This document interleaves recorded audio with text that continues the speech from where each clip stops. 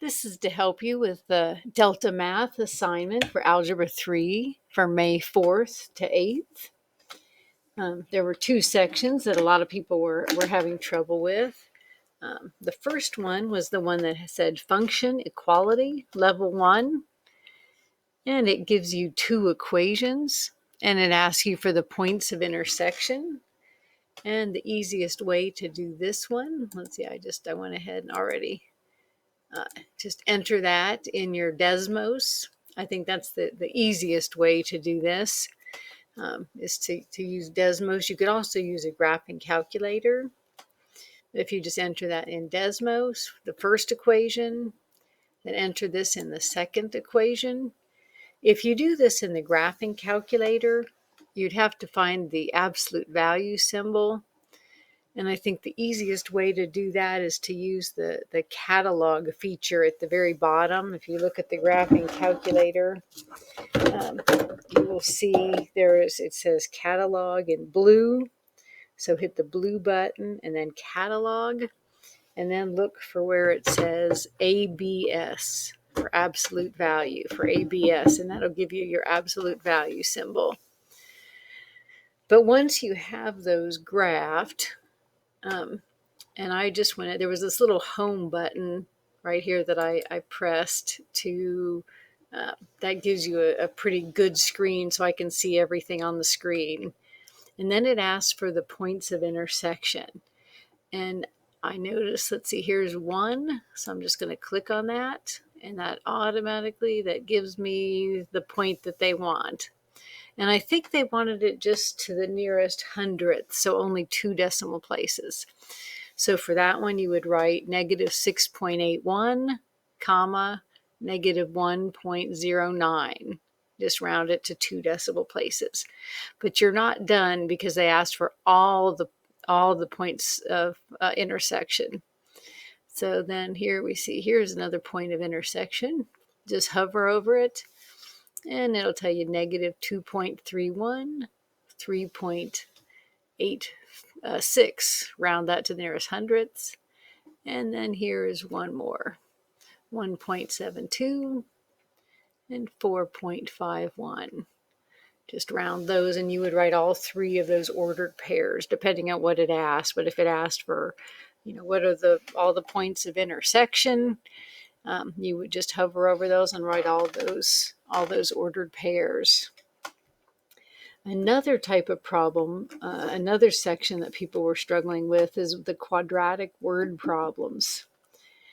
Every single one of those, you had to enter the equation that they gave you, and they just gave you an equation. And let's see, I picked one of the problems that was in that set. Y equals negative x squared plus 89x minus 801 was one of the problems. And they told you that the x-axis stood for the selling price of the widget, and the y-axis stood for the profit that you would make. And let me go ahead and just click on this so it graphs it. So this graphs it. This definitely goes way off the graph here. And I'll look at that. I'll look at the rest of the graph in a minute. But for this question that I clicked on, the question asked, what is a break-even point? In other words, when would you break even? In other words, when would the profit be 0? You would just break even. So that's going to be when the profit is 0. And remember, the profit is this, the y. It told you that. The x is the selling price, and the profit is the y. So when the profit is 0, then you're just breaking even. And it asked how many, or what would be a selling price of the widget. The x-axis is the selling price of the widget. Well, if you have a selling price of $10.16, you see where I get that from looking at the screen there. The profit is 0 when the widget price is $10.16. Or there's another place when you break even, and that's over here at 78.84, and that would be another That would be another one of your solutions. And I think this one said just put one solution. So either 78.84, that would be counted correct, or $10.16. Either one of those would have been correct. There's several other questions that ask for different things. Sometimes they ask, what is the maximum profit? Or they might ask you, what selling price should a widget be to get your maximum profit? Well, I'm going to have to scroll a little bit here. I'm just going to move this up. And I want to find that point where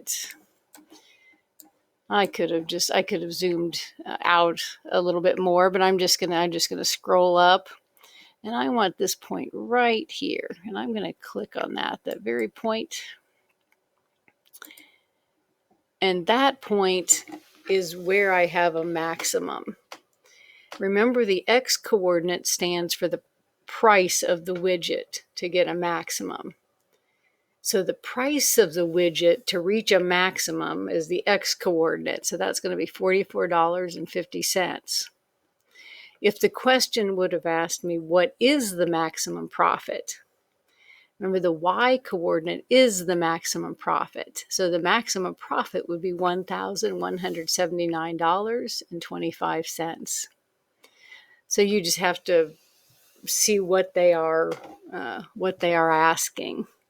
And for every single one of those problems, you're just going to enter the equation, and then you're going to really list whatever they ask. You're either going to look at this point, if they ask about a maximum, when you reach a maximum or what is the maximum, or you're going to look down at the x-axis if they ask you more about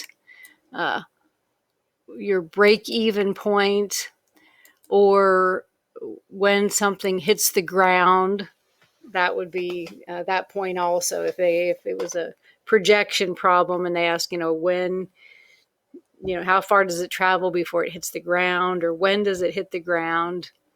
But for every single one of these problems, you are going to enter the equation into the calculator, and then you're going to answer based on either the x or the y coordinate, based on whatever they asked.